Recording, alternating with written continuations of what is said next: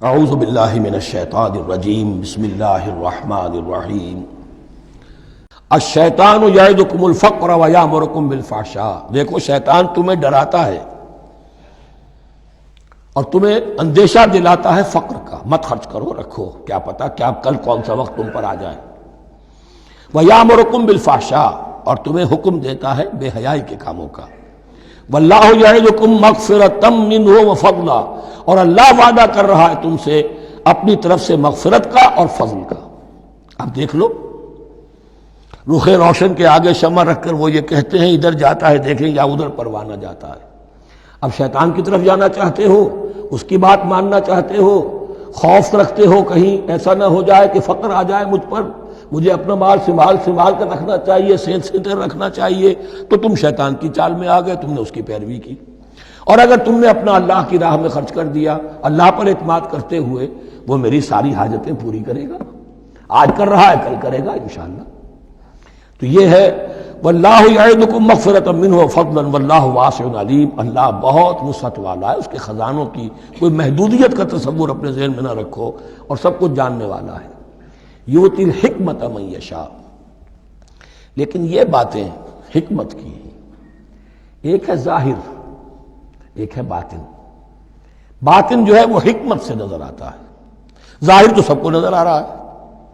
کسی شے کی حقیقت کیا ہے؟ اہل نظر ذوق نظر خوب ہے، لیکن جو شے کی حقیقت کو نہ دیکھے وہ نظر کیا؟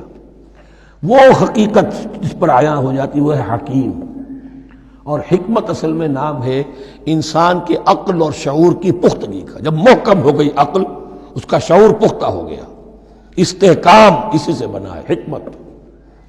یؤتی الحکمت، اللہ تعالیٰ یہ فہم کی پختگی، عقل کی پختگی، شعور کی پختگی، حقائق رسی، حقائق تک پہنچ جانے کی صلاحیت دیتا ہے جس کو چاہتا ہے۔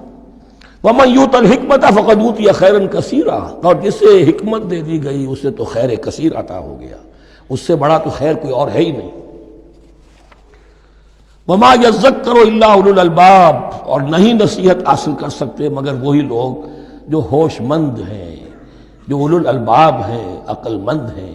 لیکن جو دنیا پر ریجھ گئے ہیں، جن کے سارا دلی اطمینان اسی پر ہے کہ کافی ہے، بینک بیلنس بھی ہے، یہ بھی ہے، وہ بھی ہے، اتنے سٹاکس بھی ہیں، اتنا یہ بھی ہے، اتنا ہمارا جو ہے وہ جو بیلنس شیٹ آئی ہے اس کے ایسٹس یہ ہیں، اگر اسی پر سارا بھروسہ اور اطمینان ہے تو ظاہر بات ہے وہ اولو الالباب نہیں ہے۔ وَمَا أَنفَقْتُم مِّن نَفَقَةٍ أَوْ نَذَرْتُم مِّن نَذْرٍ، اور جو بھی کچھ تم خرچ کرتے ہو، جو بھی نفقہ، جو بھی خیرات تم دیتے ہو، اور نظر تم من نظرین، اور یا جو بھی نظر تم دیتے ہو اللہ کے نام پر، منت مانگتے ہو، فإن اللہ یعلم، اللہ تعالیٰ اس سب کو جانتا ہے۔ وما للظالمین من انصار، اور یقیناً ظالموں کے لیے کوئی مددگار نہیں ہوں گے۔ ان تبدوا الصدقات فنعما ہی، صدقات کو تو اگر تم کھل کر اعلانیہ دو تب بھی ٹھیک ہے، اور خاص طور پر زکوٰۃ کا تو معاملہ اعلانیہ ہے ہی ہے۔ ان تبدوا الصدقات، ظاہر کرو، برملا اعلانیہ دو تو بھی ٹھیک ہے، کم سے کم فقراء کا حق تو پہنچ گیا، کسی کی ضرورت تو پوری ہو گئی۔ وَإِن تُخْفُوهَا، لیکن اگر تم انہیں چھپاؤ، اب یہ ہوگا صدقات نافلہ کے لیے۔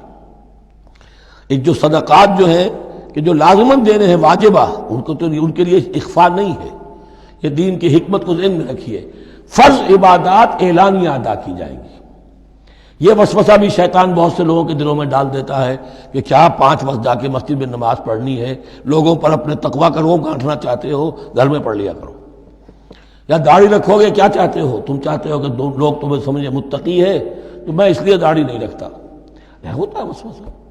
لیکن جو چیز واجب ہے وہ علی اعلان کرو، اس کے اظہار میں کوئی رکاوٹ نہیں۔ ہاں جو صدقات نافلہ ہیں، جو نماز نفل ہے اسے چھپا کر کرو، اس کا اظہار بہت بڑا فتنہ ہوتا ہے، نفل عبادت کا اظہار بہت بڑا فتنہ ہے۔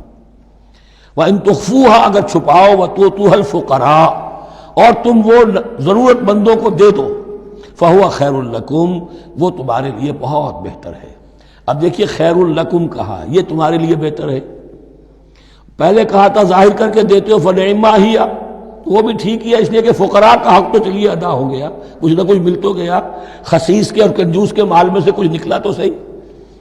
ان تبدوا الصدقات فنعما ہی وان تخفوها وتؤتوها الفقراء فهو خير لكم ويكفر عنكم من سيئاتكم، اور اللہ تعالیٰ دور کر دے گا تم سے تمہاری برائیوں کو۔ واللہ بما تعملون خبیر، اور جو کچھ تم کر رہے ہو اللہ تعالیٰ اس سے باخبر ہے۔